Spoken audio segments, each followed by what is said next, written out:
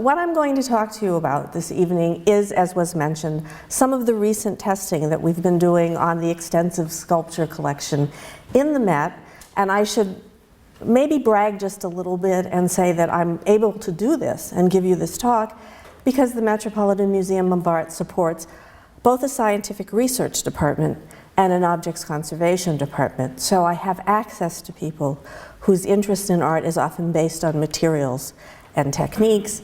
Most of this work I did with a woman named Donna Strahan, who has abandoned me to go to be the head of the scientific research lab at the Freer Sackler, but I have forgiven her.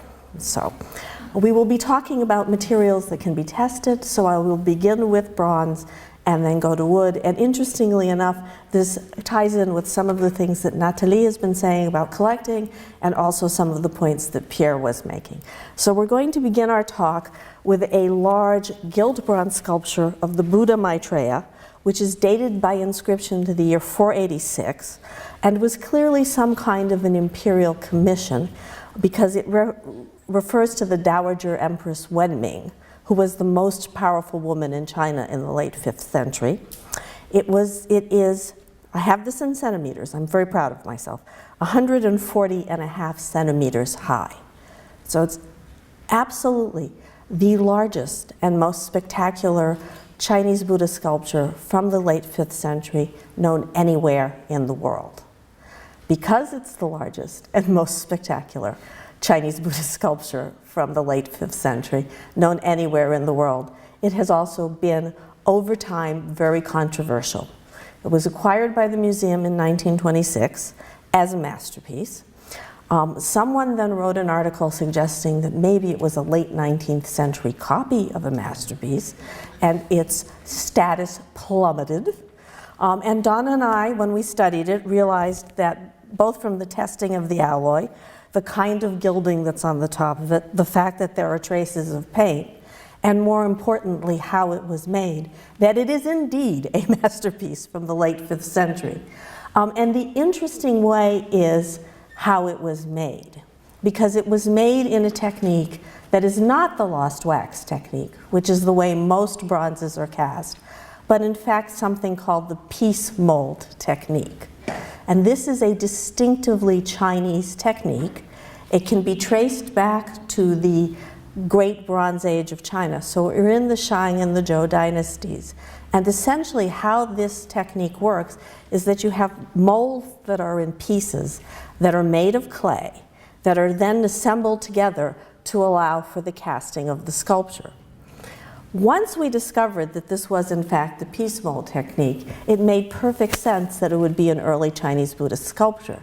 So if you can imagine this Indian religion of Buddhism coming into China with its entirely different visual vocabulary, its entirely different visual iconography, and as was true in Southeast Asia, probably small portable things being brought as models, you can see that Chinese craftsmen would of course try to make things that looked like their prototypes, but using a technology that they knew very well. So it makes sense that this was piece mold casting, and that this is in fact relatively early. So the implications of this for us in our study of the Met's collection were twofold. One, we realized that this much smaller piece that came in 1974 and is 16.5 centimeters and had never been shown, was also a totally great, well not great, but a real and an actual thing. It probably dates earlier than the Maitreya we are talking about, sort of late 4th or early 5th century. It has a peculiar inscription on it, which must have been later. But just like our great masterpiece, it is made using the piece mold method. And if you study the casting flaws in the casting technology, you can determine that there were probably, in this case, 2 piece molds. One of the most important things to come out of this research was an understanding of this wonderful sculpture, which is unfortunately not at the Met, it's at Harvard, which is also a late 4th or early 5th century Chinese sculpture. Unlike the Met's piece, which has very much a Chinese face and a Chinese treatment of the body, this particular piece looks to many people to be more Gandharan. So it would have been made in Pakistan in the area that used to be called Gandhara, possibly because of the treatment of the face, because of the mustache, and because of the flames that are coming out around the shoulders. However, this was also piece mold cast. So therefore, since only China, and I guess at some points a little bit of Southeast Asia, used the piece mold casting tradition, this also has to be a Chinese Buddhist sculpture, just one that is closer to its Indic prototypes. So other testing has made us just reassemble some of our pieces in different ways. So we're looking again at a piece dedicated to the Buddha Maitreya, again, because this is China and we have inscriptions dated to 524. And if you look very carefully at this magnificent sculpture, you'll see that there's a beautiful filigreed halo, which is surrounded by music-making angels known as apsaras. On either side of it, there are two standing bodhisattvas, 2 seated bodhisattvas, 4 donors, there are lions, there are guardians, and there's this wonderful little lotus-shaped thing here, which actually opens up and was probably a reliquary. And now in this sculpture, there are these 2 small monks. And the reason this is interesting is because the 2 small monks actually came in on another sculpture of the same type. It's again probably dated to Maitreya. It doesn't have an inscription. It's probably 10 years later than our slightly larger piece. And they were always shown as being on this piece. However, when we tested the copper alloy that was used to make the 2 pieces, we found out that the copper alloy on the earlier piece, dated to 524, is slightly later than different than the copper alloy on the smaller piece, and that the monks themselves match the alloy of the larger altarpiece perfectly. So at the moment, our second altarpiece is somewhat denuded, but still very, very beautiful. And of course, the question is, why did this happen? Because both of these pieces came in 1938. They were given to us as gifts by a Mrs. Rockefeller, Mrs. Abby Aldrich Rockefeller. As I'm sure many of you know, American museums often build their collections through gifts from patrons. She had bought them from a Japanese dealer named Yamanaka. And so the question is, did Yamanaka, who somehow got these very unusual and rare altarpieces, again, there's still nothing like this known in China, kind of look at them and decide that maybe the smaller one was a little too bland for the market and just kind of pick the little figures up and move them over to the larger altarpiece? Was there some kind of a mistake made in shipping? Why did it happen? We don't actually know, but it's very interesting to speculate. The third piece I'm going to talk to you about dates to the late 7th or early 8th century. It's 20 centimeters high. It is widely acknowledged as one of the masterpieces of the Tang Dynasty in our collection. It's extraordinarily beautifully cast bronze Buddha. By this point, we are in the lost wax technique. So as far as Donna and I can figure out, the piece mold casting maybe lasted until the mid-6th century. The 2 altarpieces that I just showed you are half piece mold, half lost cast. But by the 7th or the 8th century, probably due to renewed contacts with the subcontinent, lost wax casting had become the norm for the making of Buddhist sculptures in China. Because of the mudra that he's showing, the particular variant of the turning of the wheel mudra, I suspect this might be a very early representation of Vairocana, who is one of the deities most easily associated with the rise of what I'm going to loosely call esoteric Buddhism. And if you can see from the back, this sculpture also once probably had a fairly elaborate halo, which is now missing. X-rays of the sculpture show that there were cavities, which you can see in the head and in the body, that were open. So it's possible that at some point in its history, this had consecratory material in it. But perhaps the most interesting aspect of the sculpture is in fact what you see when you turn it and look at the bottom. And as you can see, there's this sort of wheel-like structure with 6 spokes on the bottom of this Buddhist sculpture. And that near the spokes, there are also kind of little notches where things might have fit in. And the question is, what was this all about? So we started out by thinking that it must have been some kind of a casting device. And Donna and I spent a lot of time trying to figure out why either technically or structurally this sculpture of a Buddha would need this kind of a spokey wheelie thing in the bottom. What we realized is that there was no technical reason for this to exist, which led us to think it might have had some kind of iconographic function or meaning. And my best guess, and I should tell you right now that this is absolute speculation, I made it up, is that maybe this was intended for lotuses. So this is a reconstruction of what it would have looked like if there were 6 very, very large lotuses. And if that's correct, then essentially what's going on here is the first example known anywhere in the world, definitely bragging about the Met today, by the way, of this type of thing, which we find in India in the 11th or 12th century, and this is actually a Tibetan example from the 14th or 15th century, and these are 3-dimensional mandalas. So essentially what happens is that the lotus petals can close up and hide the primary icon, which is the Buddha in the center, and then they can open up again, so that they're these very dramatic, functional sculptures. If the one in the mat is in fact of that type, which would explain the wheel spokey things on the bottom, then it's the earliest known example in the world. I should say that I don't think this is a Chinese invention in terms of iconography.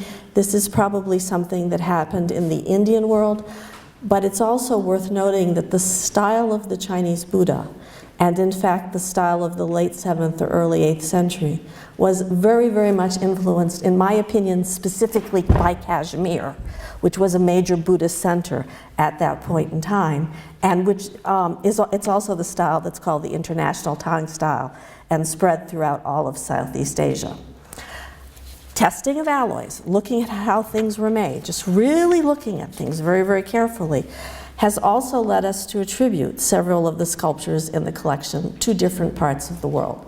So on your left right now, you're looking at something that's probably very familiar to all of you, and should look like the things my colleague Pierre was just talking about.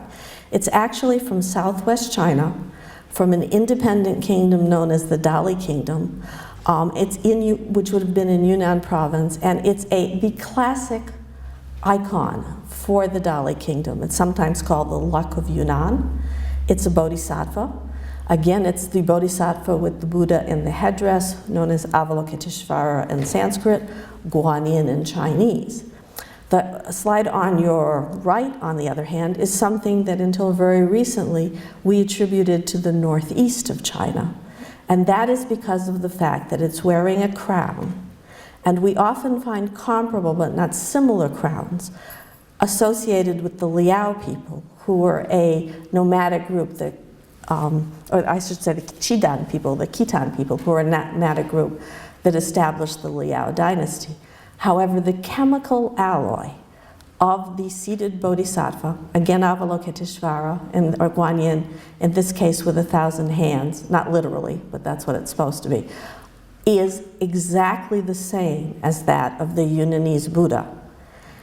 And after years of thinking that this was a northeastern sculpture, when I found out that the chemical alloy was exactly the same, and I looked at the face, and I compared it to the face of the already known to be Yunnanese Buddha, I realized, in fact, that this beautiful sculpture, which we've had for many, many years, was probably from the Dali Kingdom as well. And as we continued to test, we found out lots of interesting things. Perhaps the most important, or the most surprising, is illustrated by the adept-like figure that is on your right, which was acquired by the museum maybe only about 20 years ago and was considered to be Nepalese. Now you have to imagine, if you're going to compare it to the bodhisattva that is gilded, that this could have been gilded as well. But the alloy, the arsenical leaded bronze, is exactly the same as that of all the Yunnanese sculptures. So again, when you start looking at things with a different piece of knowledge in your head, we had to consider the fact that the adept was not Nepalese, but also probably from Yunnan. And it is true that in Yunnan, and so far only in Yunnan, That's where you find this kind of bizarre thing where someone is holding a partial sword next to their head. And so if you imagine that that sword would have been real, it would be, you should be reading it as going right through their skull.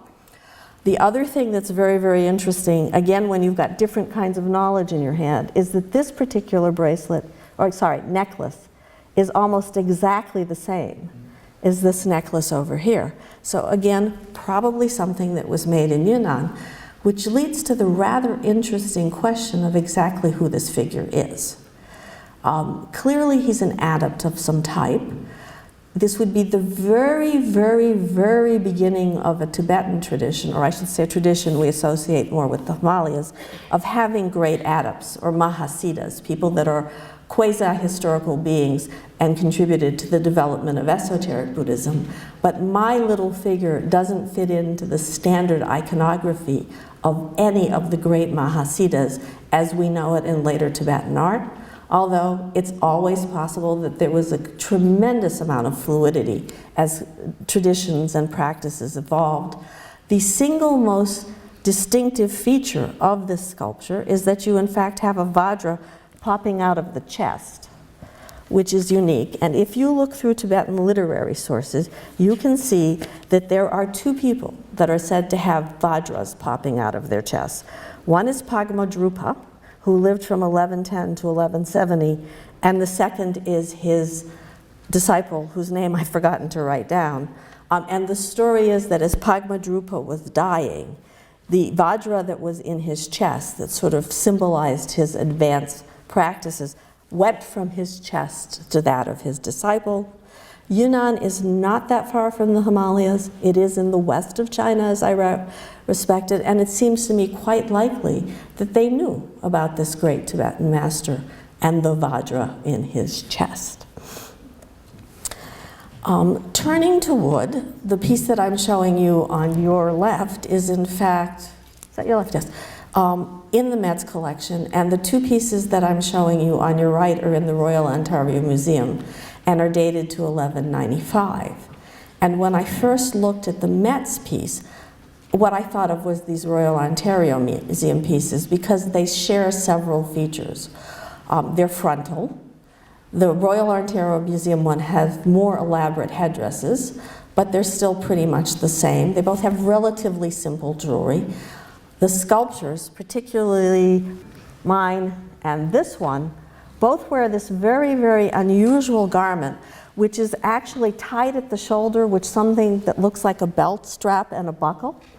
They both have garments that cover the front of the shoulders, and in both cases, the garment itself tends to sort of fall over the upper torso or the abdomen. At the same time, they both wear, all three of them wear this very, very elaborate sash over their sort of undergarments. So they're having these sarong-like undergarments, and then in the center they have this very thick, elaborate sash that falls all the way down. So I thought mine was pretty much in the same time period, pretty much the same thing. And then we did two things. We hired a scholar from Japan to help us identify the wood, and he discovered that our piece was foxglove. And we did a carbon-14 test, and the carbon-14 test on mine came out to 810 to 1010 AD. So what exactly do I make of that? Because that means that my piece is significantly older than these famous dated pieces in the Royal Ontario Museum.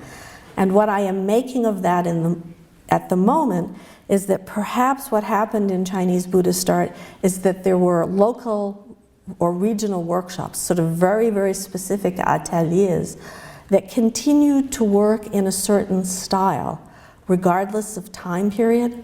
So although at the moment the tendency with Chinese art in general is to talk about things in terms of dynasties or rulers and to say this is Tang, this is Song, this is Liao, this is Jin, it may be that that's a little done just a little too strongly, and that you had these very localized workshops that developed a style for religious imagery, which is always conservative because you just don't mess around with what your God should look like. That's dangerous.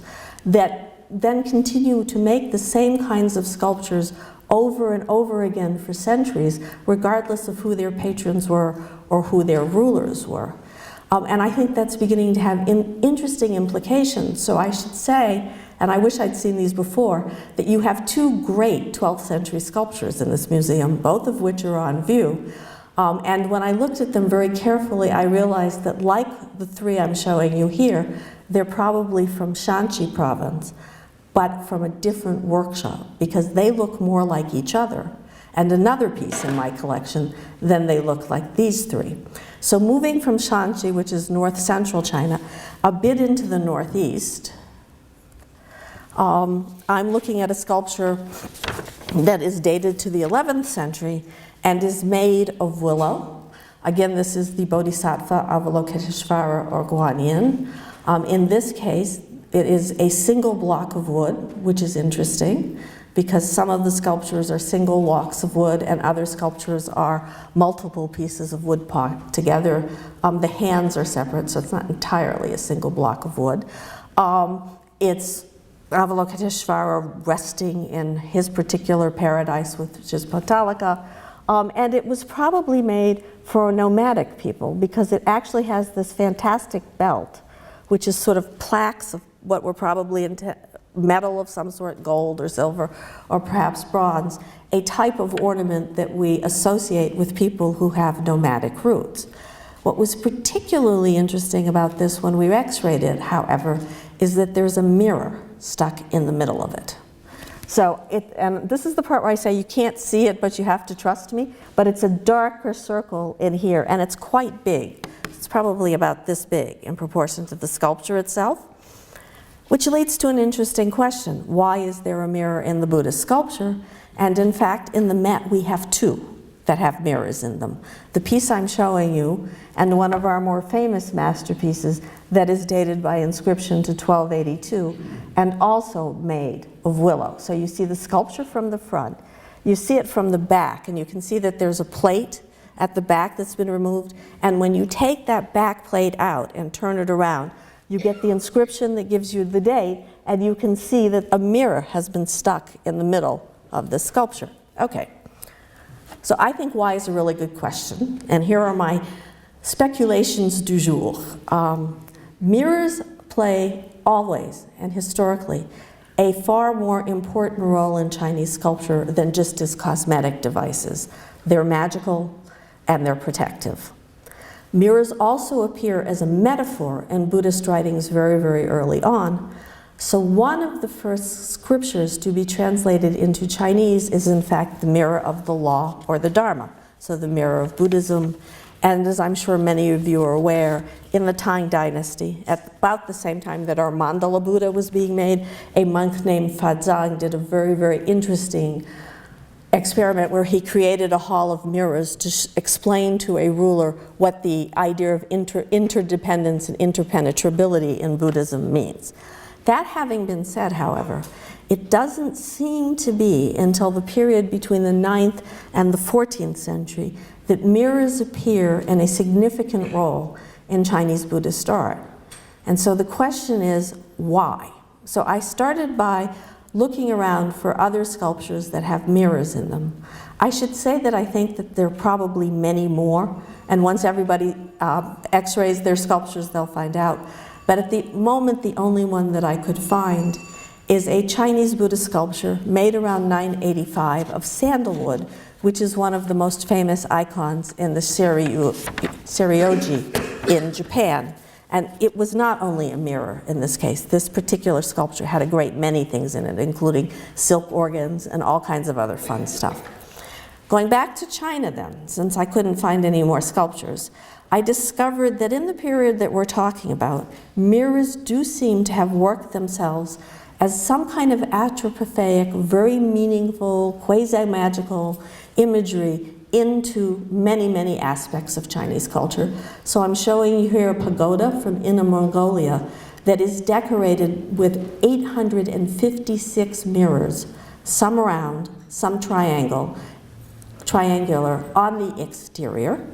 If you go back a little earlier in time to another pagoda, that at Famansi in Xi'an, and I'm showing you the underground crypt, The room that had the reliquary, which is this chamber right here, had on the ceiling, exactly above the reliquary, a gilt bronze lotus, which had the mirror in the middle of it.